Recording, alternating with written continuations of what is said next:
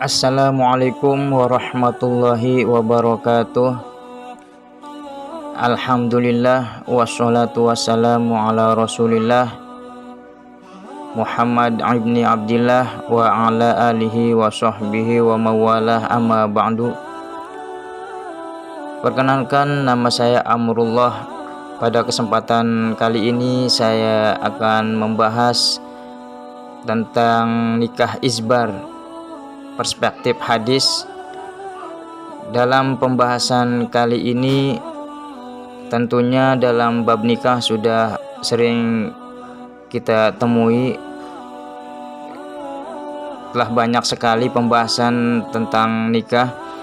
Dalam pembahasan nikah isbar ini tidak luput dari pembahasan wali nikah. Wali dalam pernikahan adalah rukun yang harus dipenuhi bagi calon mempelai perempuan yang bertindak untuk menikahkannya. Perkawinan atau pernikahan dalam literatur fikih berbahasa Arab disebut dengan dua kata, yaitu nikah dan zawaj. Kedua kata ini yang terpakai dalam kehidupan sehari-hari orang Arab dan banyak terdapat dalam Al-Quran dan hadis Nabi.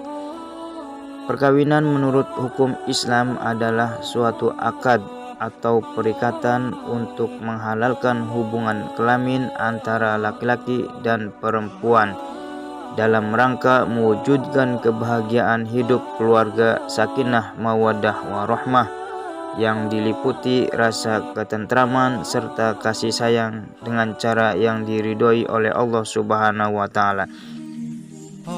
Perkawinan dianggap sah apabila terpenuhi syarat dan rukunnya. Rukun nikah merupakan bagian dari segala hal yang terdapat dalam perkawinan yang wajib dipenuhi. Kalau tidak dipenuhi pada saat berlangsung, perkawinan tersebut dianggap batal.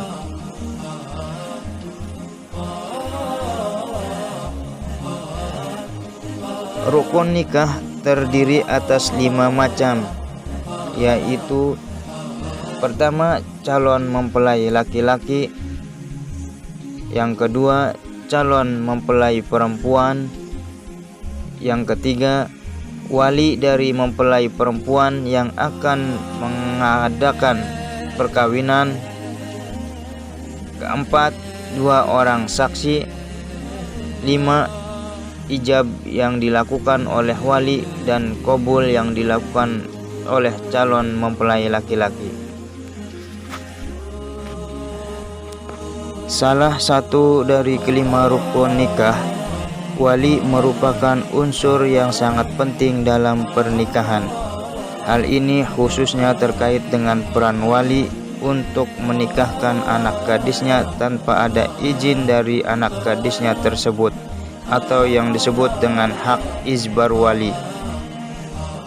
Di dalam setiap pernikahan harus ada wali nikah dari pihak calon mempelai perempuan. Hal ini berdasarkan sabda Rasulullah Shallallahu Alaihi Wasallam yang diriwayatkan oleh Imam Abu Dawud dari Aisyah radhiyallahu anha. Haddatsana Muhammad bin Katsir akhbarana Sufyan akhbarana Ibnu Jurayj an Sulaiman ibni Musa an Juhri an Urwah an Aisyah qalat qala Rasulullah sallallahu alaihi wasallam ayyuma imra'atin nakahat bighairi idni mawaliha fanikahuma batil salasa marrah fa in dakhala biha fal mahru laha bima asaba minha fa in tasyajaru fa sultan waliyu man la waliyalah, yang artinya telah menceritakan kepada kami Muhammad bin Katsir, telah mengabarkan kepada kami Sufyan, telah mengabarkan kepada kami Ibnu Jurayj dari Sulaiman bin Musa, dari Al-Juhri, dari Urwah, dari Aisyah radhiyallahu anha. Rasulullah SAW berkata, setiap wanita yang menikah tanpa seizin walinya maka pernikahannya adalah batal. Apabila ia telah mencampurinya, maka baginya mahar karena apa yang ia peroleh darinya. Kemudian apabila mereka berselisih, maka penguasa adalah wali bagi orang yang tidak memiliki wali. Dalam hadis lain yang diriwayatkan oleh Imam Ahmad, Rasulullah SAW bersabda, "La nikaha illa biwali wa syahidai adl," yang artinya tidak sah nikah kecuali dengan wali dan 2 saksi yang adil. Di dalam hukum perkawinan Islam ada 3 macam wali. Yang pertama, wali nasab atau kerabat. Yang kedua, wali sultan atau hakim. Dan yang ketiga, wali muhakkam. Wali nasab adalah wali nikah karena ada hubungan nasab dengan wanita yang akan melangsungkan pernikahan. Sedangkan wali sultan atau hakim adalah wali nikah yang diambil dari hakim pengadilan agama atau pejabat pengadilan atau aparat KUA yang bertugas untuk menikahkan, atau penguasa dari pemerintah. Sedangkan wali muhakkam yaitu wali yang diangkat oleh calon suami atau calon istri. Wali nasab terdiri dari 2 macam, yaitu wali nasab biasa atau yang disebut dengan wali ghairul muzbir dan wali muzbir. Wali nasab biasa atau wali ghairul muzbir yaitu wali nasab yang tidak mempunyai kewenangan untuk memaksa menikahkan tanpa adanya persetujuan dari wanita yang bersangkutan. Artinya wali nasab biasa atau wali ghairul muzbir ini tidak punya hak isbar. Sedangkan yang dimaksud dengan wali muzbir adalah wali nasab yang berhak memaksa gadis di bawah perwaliannya untuk dikawinkan dengan laki-laki tanpa izin gadis yang bersangkutan. Hak yang dimiliki oleh wali muzbir disebut dengan hak isbar. Di dalam hukum perkawinan Islam, yang memiliki hak isbar adalah ayah dan kakek atau bapak dan seterusnya sampai keturunan ke atas. Selain ayah dan kakek atau bapak dan seterusnya tidak mempunyai hak isbar. Wali muzbir mempunyai kekuasaan penuh terhadap gadis atau perawan. Berbeda halnya dengan janda, sebagaimana sabda Rasulullah SAW. Qala Nabiyyu sallallahu alaihi wasallam, qala as-sayyibu ahaqqu binafsiha min waliha wal bikru yuzawwijuha abuha. Rasulullah SAW bersabda, wanita yang janda lebih berhak atas dirinya daripada walinya, sedangkan anak gadis dinikahkan oleh bapaknya. Hadis riwayat Bukhari. Rasulullah SAW membedakan antara perawan dengan janda dalam hal paksaan. Yang demikian itu karena wanita yang perawan banyak malunya jika berbicara dalam hal perkawinan. Adapun janda sudah pernah merasakan perkawinan, maka bisa diajak bicara dalam hal perkawinan. Kedudukan wali dalam acara pernikahan atau akad nikah mutlak diperlukan dan merupakan syarat yang harus dipenuhi bagi calon istri. Oleh karena itu, seorang wali harus mempunyai kriteria atau syarat-syarat sebagai berikut. Pertama, baligh atau dewasa yang sudah cukup umur. Kedua, laki-laki. Ketiga, beragama Islam. Keempat, merdeka atau bukan budak. Kelima, tidak berada dalam pengampunan atau mahjur alaih. Keenam, berpikiran baik, berakal atau bukan orang yang dalam keadaan gila. Ketujuh, adil dan tidak fasik. Kedelapan, tidak sedang melakukan ihram. Kata ijbar berawal dari kata azbaro yuzbiru izbaron. Kata ijbar memiliki arti yang sama dengan akroha, argoma, dan alzama kohron wa kosron, yang artinya pemaksaan atau mengharuskan dengan cara memaksa dan keras. Sementara itu, secara terminologis, kata ijbar adalah kebolehan bagi ayah atau kakek untuk menikahkan anak perempuan yang masih gadis tanpa izinnya. Dengan demikian, ayah lebih berhak terhadap anaknya yang masih gadis daripada anak itu sendiri.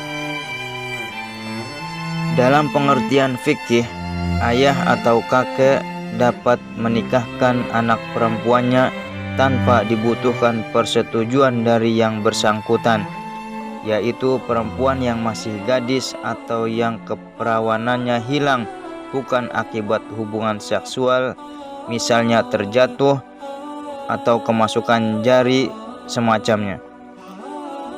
Syarat-syarat pemberlakuan hak ijbar: seorang ayah dipersonifikasikan sebagai sosok yang begitu peduli pada kebahagiaan anak gadisnya, karena sang gadis belum berpengalaman hidup berumah tangga. Di samping biasanya ia pun malu untuk mencari pasangan sendiri.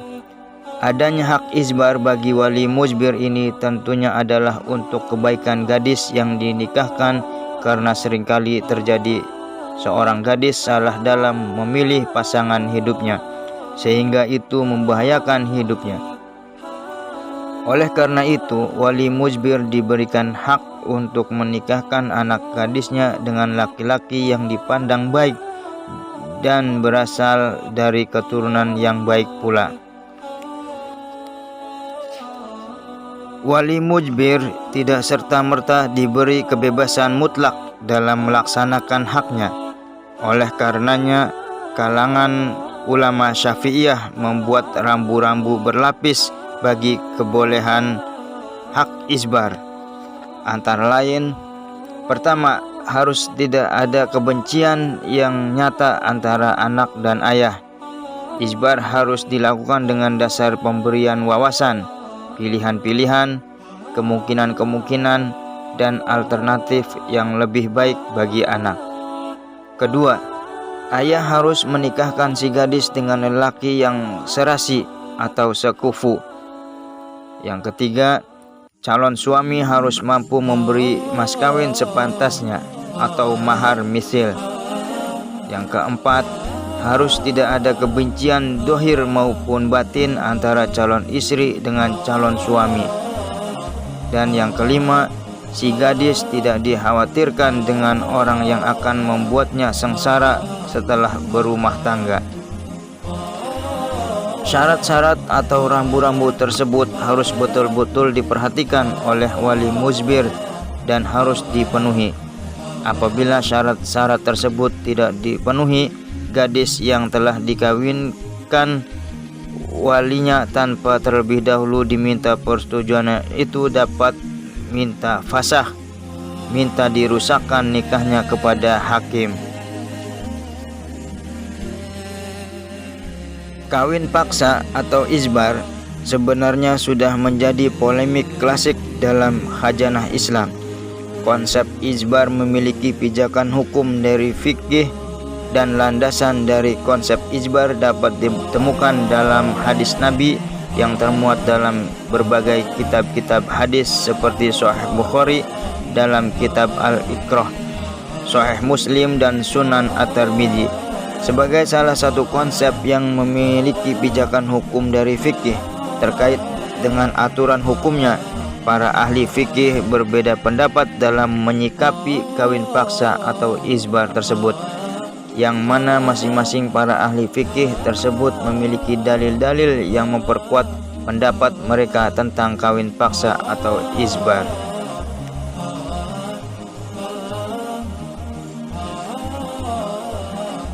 Demikian pembahasan mengenai nikah ijbar oleh wali mujbir dalam perspektif hadis.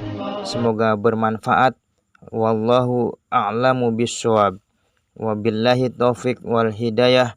Wassalamualaikum warahmatullahi wabarakatuh.